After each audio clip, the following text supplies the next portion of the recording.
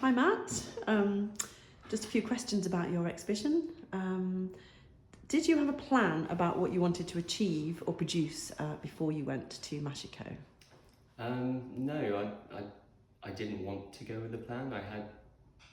When I was starting to think about it, I had lots of different ideas of what I might do or might want to do, but then I was just so aware that all the materials and the environment would be so different from what I'm used to, and I wanted to make work inspired by the trip itself and the residency itself, so I just tried to go just with the skills that I have and try and relate what I was seeing and experiencing through the work while I was there. Yeah, that sounds great. And so, probably leading on from that, how did you find working in a different environment? It was strange. It was kind of quite isolating, but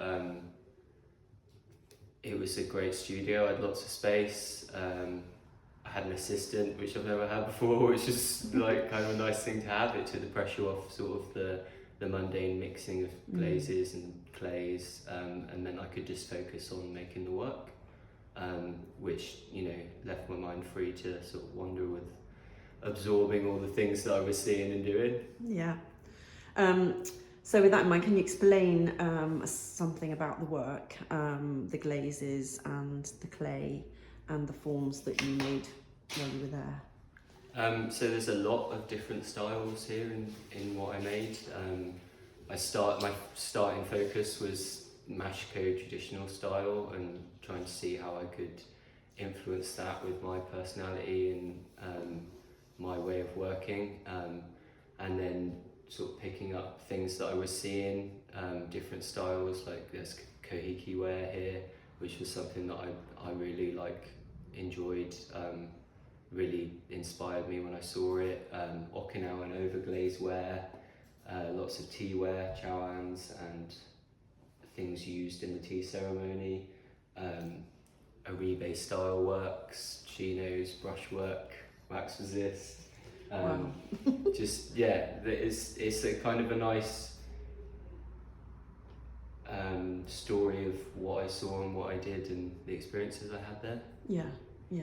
There's lots of individual pieces that are very different from one another, aren't there? And so much eclectic kind of forms and surface decoration too.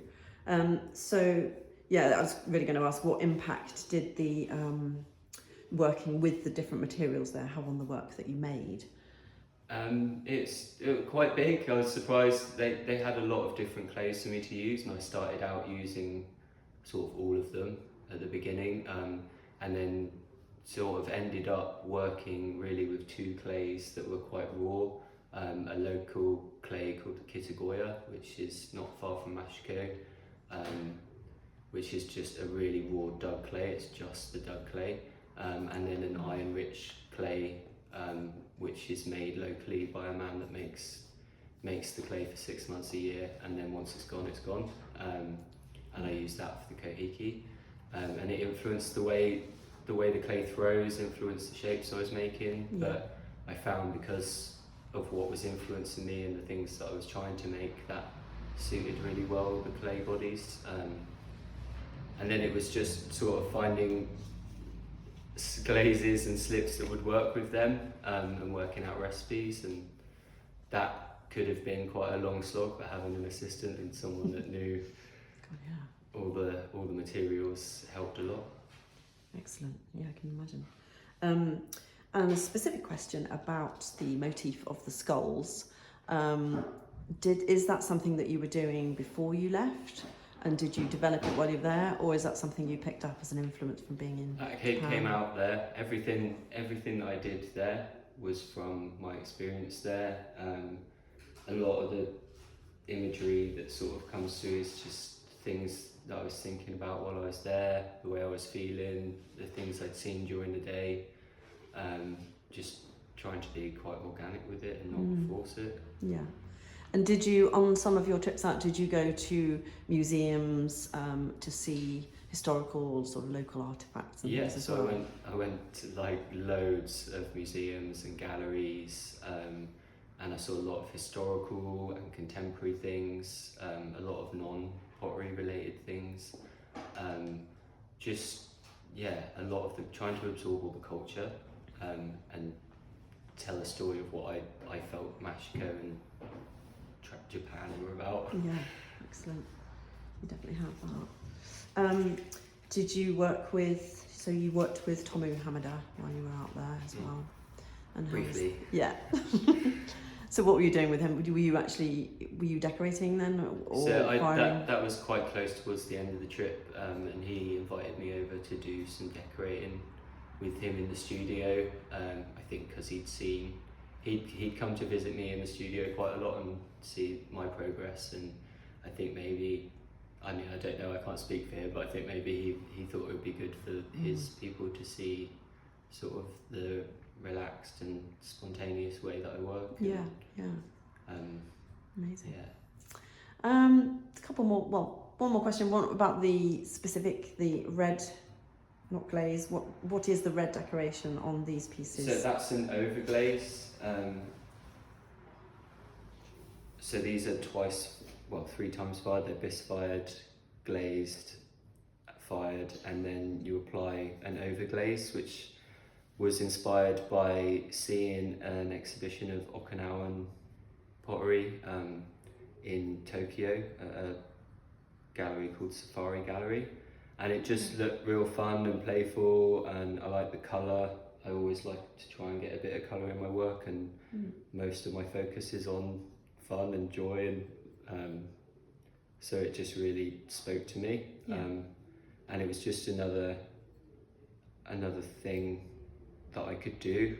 I don't think very linear, so and I like doing lots of different things all at once. It occupies my mind, and it was a good way to sort of showcase what I can do and how much I can do. Yeah. Thank you, Matt. One last question. Have you got a favourite style or favourite piece of the collection that you brought back with you? I mean, I've got favourites from each of the things that I made, but I guess because of feedback I got from people I respect and quite well-known people that work in Mashiko, my chowans are probably my favourite thing, and I guess this one is probably my favourite. This pot came out of the kiln the day that my exhibition started, and went into the show in Mashiko, and it just captured sort of the layering and the decoration that I was going for. It also, the carving of the feet was something that I'd been working on the whole time I was there, and I got that quite right. And you know, a lot of people told me it was a really good chawan, and some people that make chawans. So yeah, it's kind of a success piece for me, I guess. Yeah, I can see why. And finally, so you made some pieces when you returned to the Leach then? Yeah. And how was that? Did you feel as if you were putting a lot of your experience? Was it a good combination working with the experiences and influences you'd had with being back at home? Yeah, I mean, a lot of it was about trying to remember and cement in a lot of the things that I'd learned while I was there. Also trying to get those glazes back, and find a starting point to work back towards where I ended there, so that I could move forward here. And it's still that they're still a work in progress. I've had some successes, and some not. I've had some interesting things come out that I didn't expect, that have been quite nice. They've really demonstrated the difference in the clays. That's true. And the materials. But that's something to focus on in the future and something keep moving forward. I like constant evolution in my work, so for now that's sort of my focus. Well, thank you very much. Thank you. Good luck with your exhibition. Thank Thanks you for very taking much. the time to talk to me.